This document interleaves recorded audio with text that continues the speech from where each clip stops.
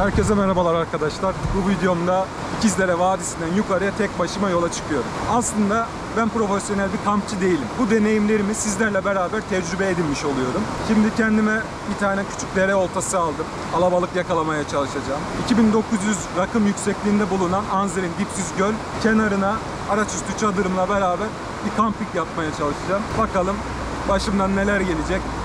Bu arada da hani şunu söyleyebilirsiniz. Abi tek başına çok tehlikeli, ayı çıkabilir, kurt gelebilir. Gerçekten ayı ve kurt var orada ama önlemlerimi de ona göre almış bulunmaktayım. Dikkat edeceğim. İnşallah başıma bir şey gelmez. Bakalım ne olacak. O zaman ben yola koyulayım. Videoya başlayalım. Valla 2900 rakımda tahminim 5 derece falandır şu anda orada hava. Bir de akşam da belki sıfırın altına bile düşebilir. Ekim ayında orada kar yağdığını bile biliyordum. Bakalım bu sefer ne karşılayacak bizi. Çünkü orada iklim çok başka. Rakım yüksek olduğu için zor bir iklimi var. Ama böyle doğanın içinde iklim zor da olsa seviyorum açıkçası.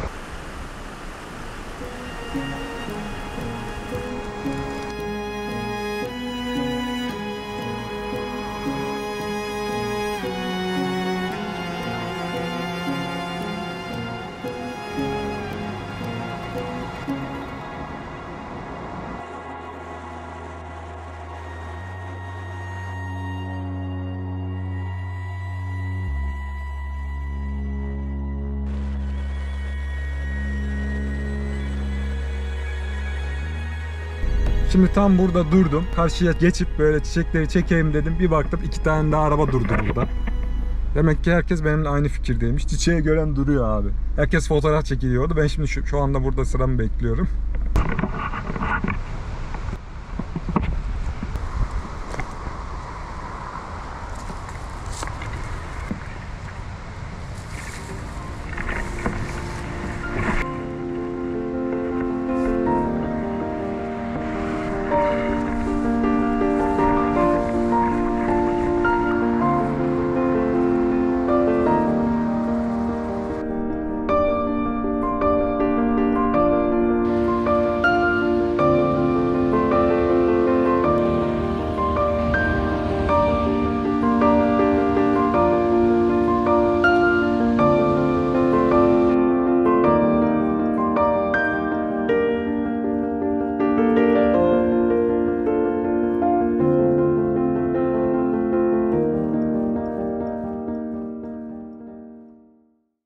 Çiçeğin ismini bilmiyorum. Eğer bilen birisi varsa yoruma yazarsa memnun olurum.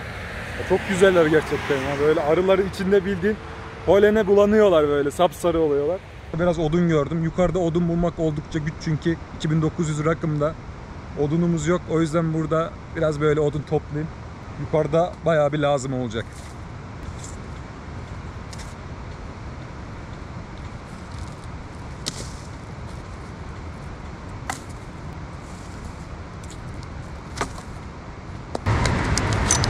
Bizim küçük ama işlevsel baltamız.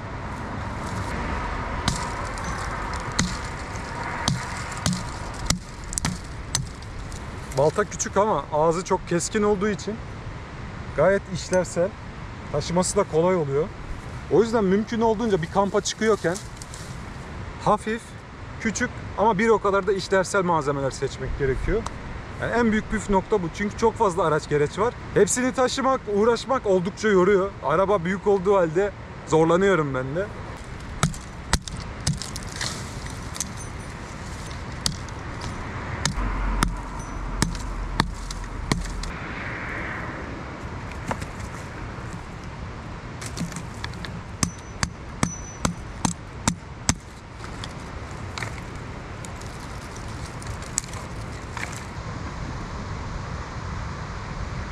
Şimdi arabanın içi pislenmemesi için büyük jumbo boy çöp poşeti aldım. Onun içine koyacağım odunlar çünkü çok fazla pislik yağıyor.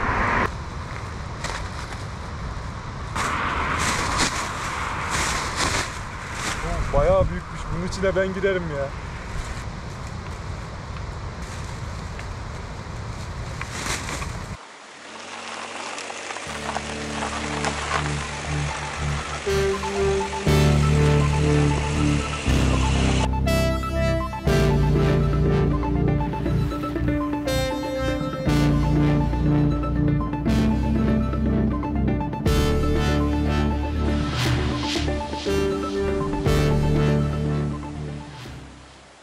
Şimdi arkadaşlar şurada yolun kenarında çok güzel bir ortam buldum.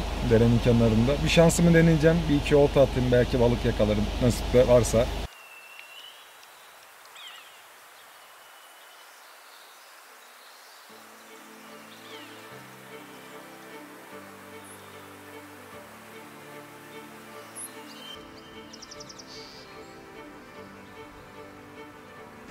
Şimdi arkadaşlar pratik olduğu için burada biz maps diyoruz böyle. Kelebek suyun içine döne döne gidiyor. Bununla bir deneme yapacağım.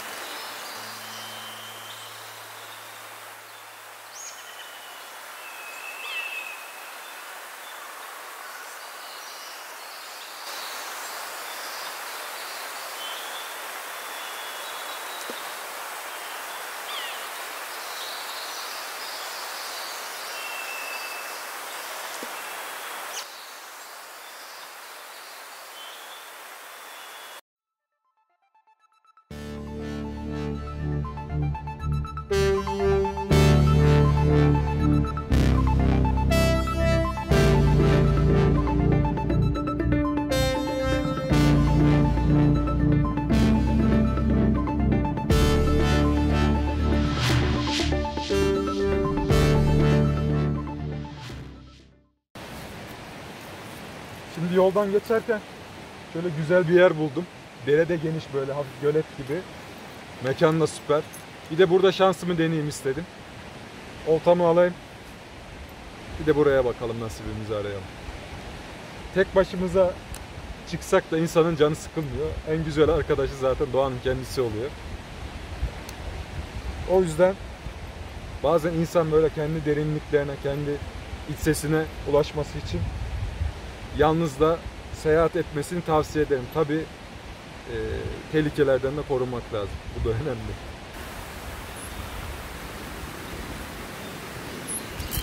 Abi mekan süper ya. Gerçekten çok beğendim. Şöyle bir göstereyim size etrafı. Şurada birisi konteyner koymuş. Herhalde burada kalan birileri var.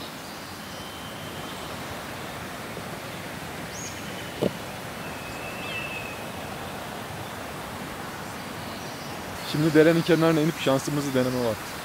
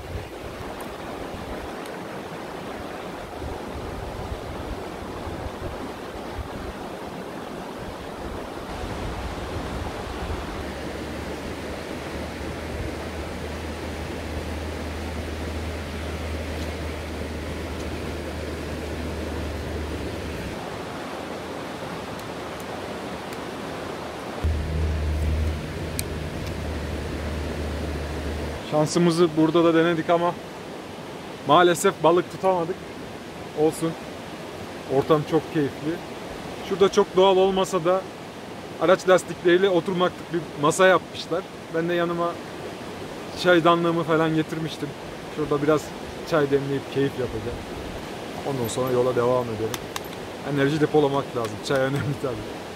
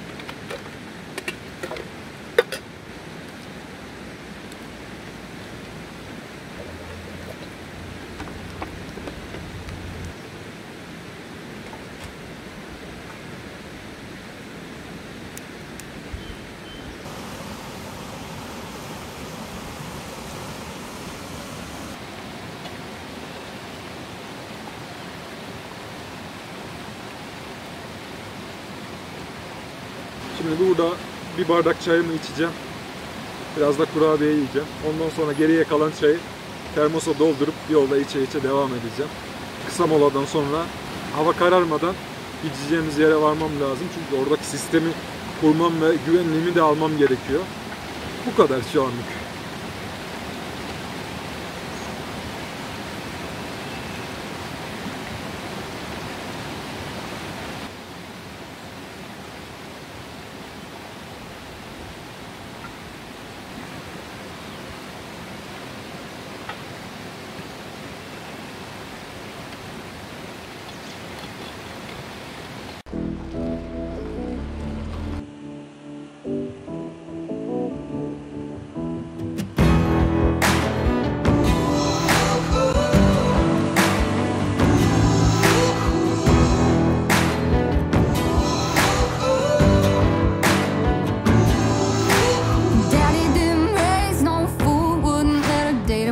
Till he taught her how to shoot.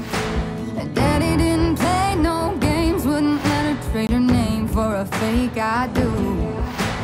Boy, you better know what you're getting into.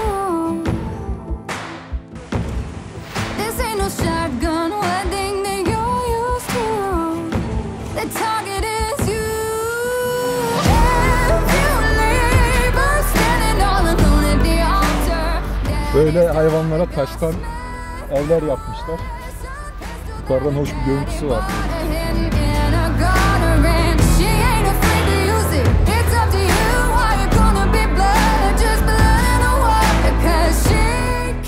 Şimdi yoldan geçerken bu kafesleri gördüm. Ne işe yaradığını sizlere anlatmak için buraya geldim. Burada ayılar ağzının tadını biliyor. Yani anzar balını talan ettikleri için burada bütün petekleri bu tarz kafeslerin içine, bayağı sağlam bir kafesin içine koyuyorlar. Ayılar yakalayamasın diye. Bazen elektrik falan da bağlıyorlar yani. Ama ne yaparsa yap bir şekilde geliyor.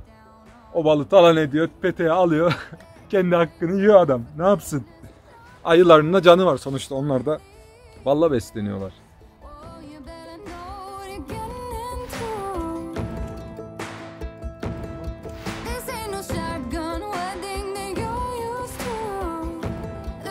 Şimdi Anzer'de petekleri sağdıkları için sezon bitti yani. Bal sezonu bitti. O yüzden petekleri kaldırmışlar. Petek yok kafeslerde. Oh, biraz yoruldum. Rakım yüksek olduğu için nefes kesiliyor.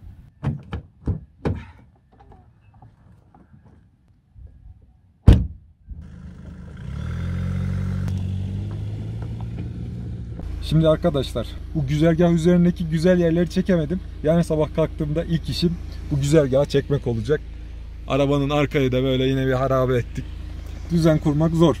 Yapacak bir şey yok.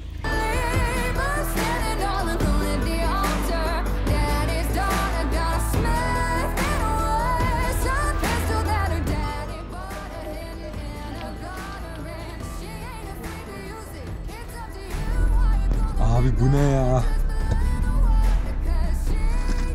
Şimdi şu arabayı bir çıkartayım. Ve patatatam. Hızlı bir şekilde. Çok soğuk. Ah, süper ya. Şimdi arabaya güzel bir konumlandıracağım. İlk defa kendim deneyeceğim araçüstü çadır nasıl takılıyor diye. Benim için de bir deneyim olacak. Hava var ya böyle içine çektiğin öyle ciğerlerinden geçtiğini hissediyorsun. Ve yakıyor. Bugün ışık yok. Yani sabah ilk işim şuraya böyle bir drone görüntüsü de patlatmak olacak. If you leave, I'm standing all alone at the altar. Daddy's daughter's got a seven ways, a crystal that her daddy bought her hidden in a gutter, and she ain't afraid to use it. It's up to you how you wanna be blessed. Just put in the work, 'cause she can't help but doing what her daddy taught her. Daddy's daughter.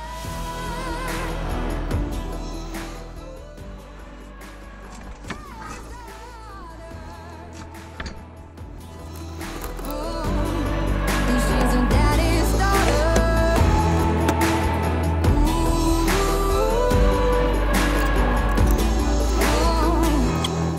Hareket etmemin sebebi ısınmaya çalışmak.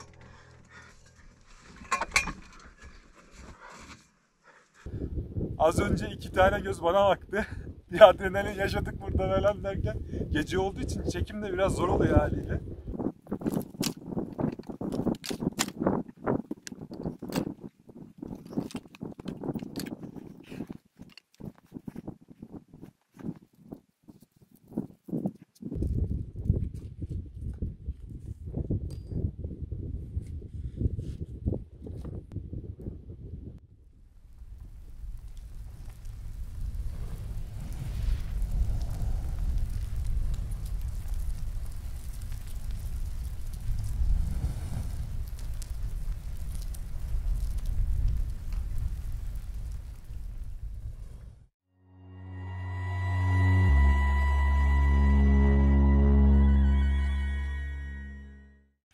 Şimdi arkadaşlar hiçbir şey yapamadım dışarıda çünkü anormal bir soğuk ve rüzgar vardı.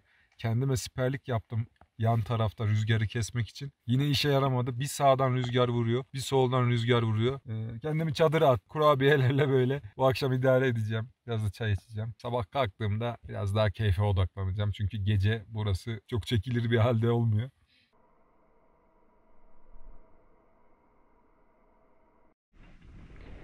Arkadaşlar şu anda gece saat 2:30. Uyandım çünkü acayip bir soğuk var. Dışarıda muazzam böyle hava esiyor, rüzgar sesi. Üşüdüm çünkü o yüzden uyandım. Isıtma yeterli olmadı. Kendime su ısıttım. Şöyle pet şişeye de biraz sıcak sudan koyup içime alıyorum akşam uyurken. Böyle şu an çadır termal olduğu için beni kurtarıyor. Termal olmasa donardım herhalde burada, öyle tahmin ediyorum. Şu an bunun buharı çadırın içi ısıtıyor. İçindeki soğuğu kıracağım. Ondan sonra tekrar uyumaya çalışacağım. Bu kamp biraz zorlu geçiyor. Olsun. Zorluk da güzel oluyor bazen. Herkese günaydınlar. Dışarıda harika bir hava görünüyor. Şimdi bir de dışarıya bakalım.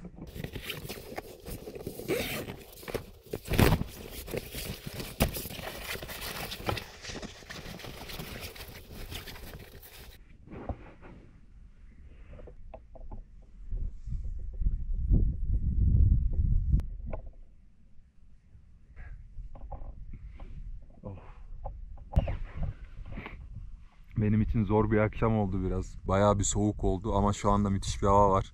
Şimdi göletin kenarına çıkıp yemeklik bir şeyler hazırlayayım. Akşamleyin hiçbir şey yapamadım.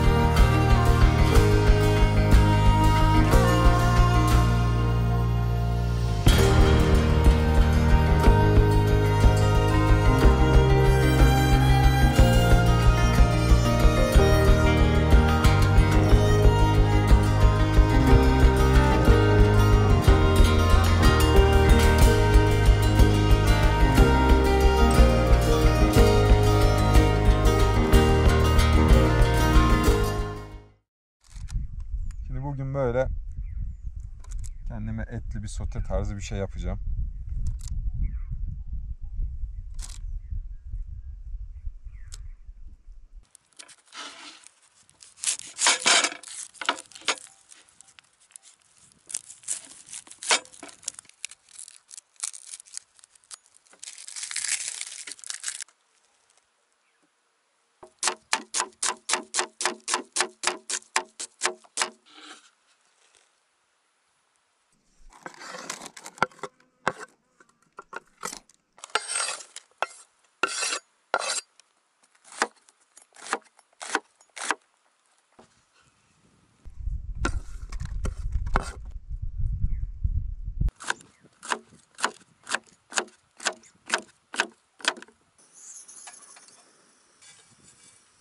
Şöyle bir siperlik yapayım.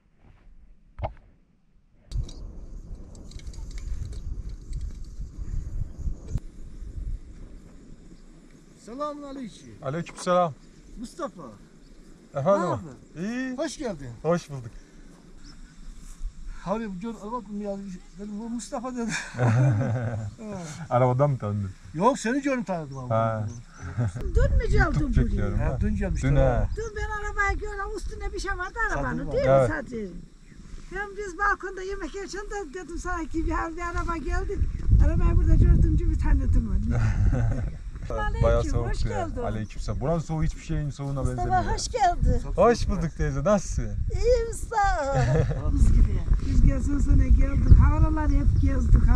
Karda da bile geldik buraya kar yağarken. Ben bu gölü ilk gördüm ha. Ben burada göl olduğunu zaten bilmezdim.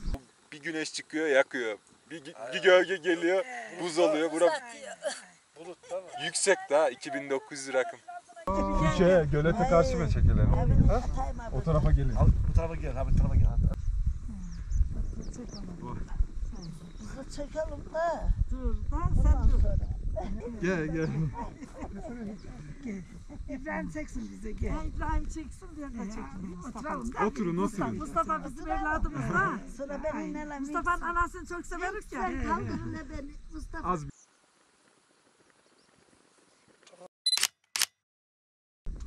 Tamam. Teşekkür ederim.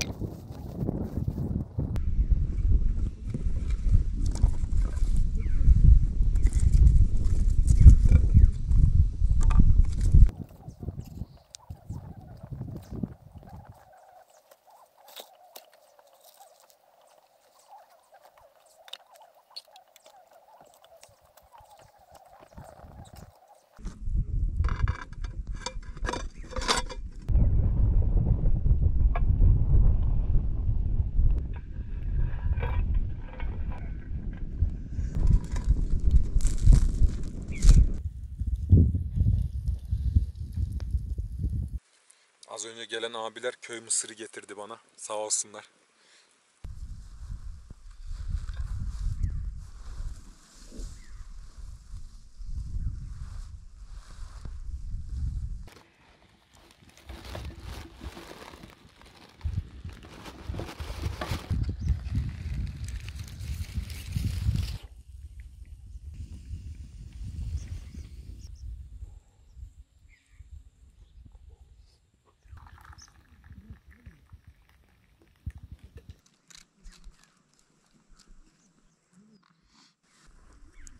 Şimdi arkadaşlar burada yemeği yerken Rüstem kardeşim geldi buraya. Anzer'in yerlisi oluyor. Biraz bana bahsetti az önce Dipsiz Göl'le alakalı hikayelerden.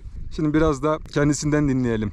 Dipsiz Göl'le ilgili geçmişte neler olmuş, nelerden bahsedilir diye. Şimdi kardeşim, Evet. yani eskilerimiz bize anlatırlardı, dedelerimiz, atalarımız.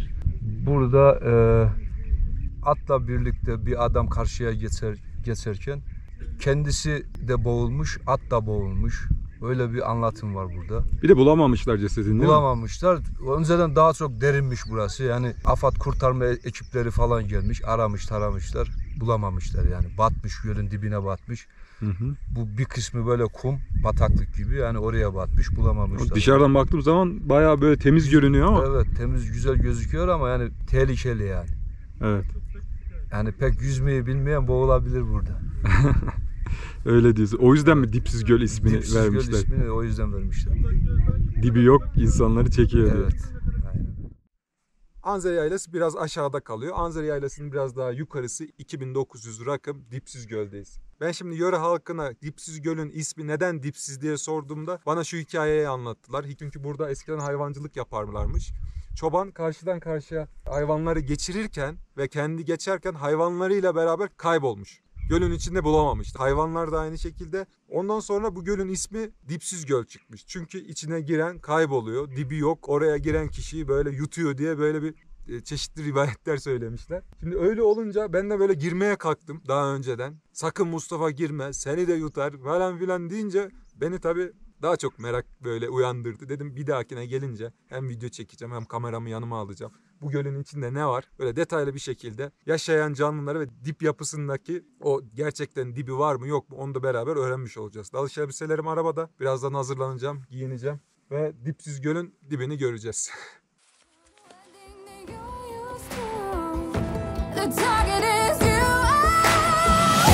If you leave us standing all alone at the altar, daddy's daughter got a smack and worse. A pistol that her daddy bought her hidden in a gutter, and she ain't afraid to use it. It's up to you. Are you gonna be blood or just blood in the water? 'Cause she can't help but knowing what her daddy taught, and she's her daddy's daughter.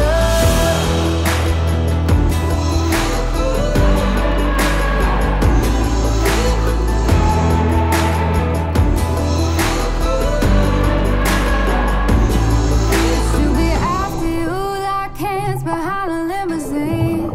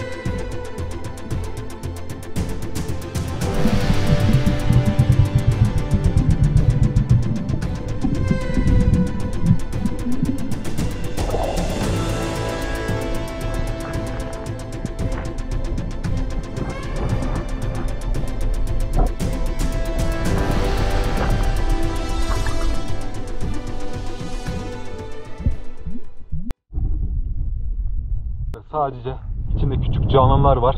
Onun haricinde hiçbir şey yok. Göletin dibinde böyle çok kalın bir tortu tabakası var. Eğer böyle saplanırsanız içine gidersiniz. O yüzden dibini görmediğiniz tatlı suyun içine girmenizi tavsiye etmiyorum. Çok tehlikeli.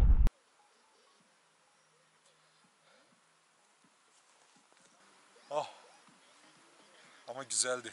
Soğuk kendime getirdi beni.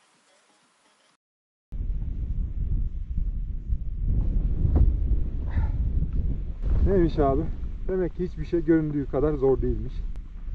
Kapatması daha zor olacak diye düşündüm ama açmasından daha kolay oldu yani. Arkadaşlar Dipsiz Göl'ün dibi varmış. Sadece dibinde muazzam bir balcık var. O yüzden giren insanlar içine saplanmış kalmışlar. Büyük ihtimalle de balcığın içine battıkları için bulamamışlar. O yüzden buraya Dipsiz Göl demişler. En derin kısmı gölün dip tarafı, yani en uç kısmı. Orası da 3-4 metre derinliğinde kadar. Yani Dipsiz Göl'ün dibi varmış. Dibini bulduk. Ama balcıkmış. O yüzden hikayelerde buranın dibi olmadığını falan söylemişler.